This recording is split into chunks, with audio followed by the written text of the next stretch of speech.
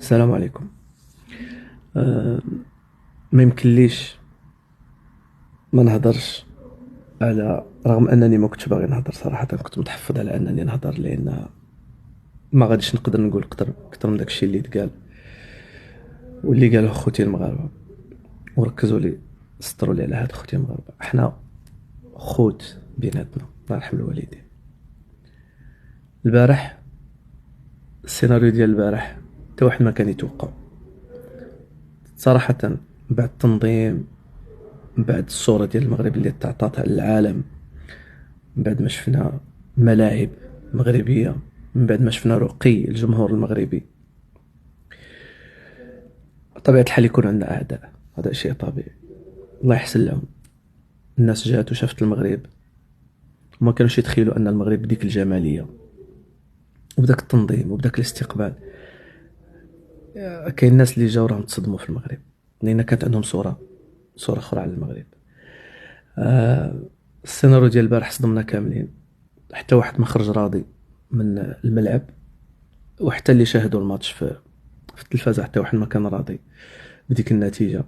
ولكن قدر الله ما شاء فعل. احنا ما غاديش نتكلموا على المدرب، ما غاديش نتكلموا على اللاعبين اللي تقاتلوا، ما غاديش نتكلموا على الجمهور اللي كان في اعلى مستوى البارح، اللي سمح في شغالاته واللي سافر من بلاد البلاد باش يجي يحضر النهائي ديال البارح. ما بقاتش فينا اننا ما ديناش لاكوب، ولكن اللي يبقى فيك صراحة هو ان البارح، الحالة ديال البارح واللي وقع البارح كشفت الستار على بزاف ديال الناس، على بزاف ديال الناس، وعرفنا باللي حنا بوحدنا، وعرفنا حنا اللي خصنا نبقاو غير بيناتنا. ما كاش اللي غادي يبغي لك الخير. واهم شيء من هذا الموضوع كامل هو هذيك السياسات ديال نكبروا بزاف بالبراني، نطلعوا له الشان، ديك سياسات الانبطاح بزاف باش نبانو كيوت بزاف.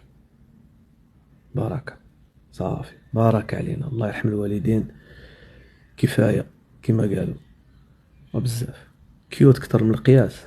اي حاجه عندها دوزاج، حنا دزنا هذاك، فتنا هذاك الدوزاج هذاك.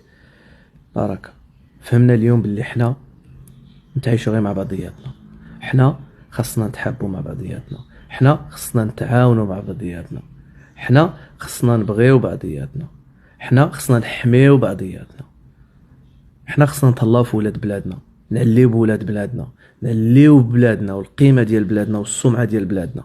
بارك من ديك سياسات الانبطاح كيوت بزاف. صافي كاين واحد الدوزاج، راه الشيء الى زاد عن حده انقلب الى ضده. شفتوا فين وصلنا؟ شفتوا البارح الحاله اللي وقعت في الصطاد؟ شفتوا خوتنا المغاربه برا المغرب اللي عايشين في افريقيا، الخلعه والخوف اللي عاشوها؟ كلنا شفنا هاد المناظر، ما بقيناش باغينهم صراحه. تعطات أخيب صورة على الكرة الإفريقية، رغم أن المغرب كان في أحسن تنظيم في تاريخ الكرة الإفريقية، تاريخ لاكان. ما عمرهم حلموا بهذوك الصطادات يلعبوا فيهم، كانوا موالفين يلعبوا في واحد الصطاد، هنا شوية غازون، لها شوية خبيزة، وحدها شوية نعناع، شوية شيبة، وقاضين غرض. جاو لقاو راسهم سافروا عبر الزمن. في الآخر شوف كيفاش شكروك، إلا ما رحم ربي. كانوا بعض الناس جاو هضروا مزيان، تكلموا على المغرب، الأغلبية جاو بنية ماشي حسنة، وكل شي بان. النتيجة ديال البارح بينت، كشفت الستار على بزاف ديال الحوايج.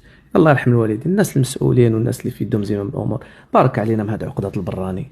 الله يرحم الوالدين، عينا صافي، جا الوقت باش نهتموا غير براسنا حنا. المهم خلاصة القول خوتي، ما غاديش نطول عليكم بزاف، غير اللي خصنا نتعلموا من هادشي كامل اللي وقع هو درس واحد، هو أننا خصنا نكونوا مع بعضياتنا. وليدات تقاتلوا داروا اللي عليهم، مشكورين على الجهود ديالهم، نتمنى لهم الخير. وان شاء الله باقي عاد جايه كاس العالم، باقي جايين تظاهرات كبار ان شاء الله، والمغرب راه برهن على هذا الشيء، ما يحتاجش اليوم عاد يبين. الحمد لله حقق بطولات والقاب، انجازات. هذا الشيء العالم يشهد عليه. التطور المغربي لا في البنيه التحتيه ولا في الدوله كيفاش غاديه، ولا سياسيا ولا دبلوماسيا، الحمد لله لا نقاش في هذه. يعني كأس إفريقيا كنا باغينها ما كتابتش، الحمد لله باقي ان شاء الله كؤوس اخرين جايه، ومازال ان شاء الله الخير باقي في الشباب المغربي. وهذا هو علاش دائما كنرجع لهذه النقطه، بارك علينا من عقدات البراني اللي ديما يجيو، وكنكبروا له الشان، كنطلعوا به وكنهزوا به اكثر من القياس. كنهضر على كاع الميادين، ما كنهضرش غير على الرياضه، لا في الرياضه ولا في الفن. حنا الفن هذه من زمان وحنا كنقولوها. بارك علينا الحمد لله. جا واحد الوقيته اللي صافي المغرب شاد طريقه، المغرب دار واحد ليكار كبير بينه وبين باقي الدول. الحمد لله تطور ملحوظ، بنيه تحتيه كبيره، رياضيا دار ثوره، ضجه عالميا.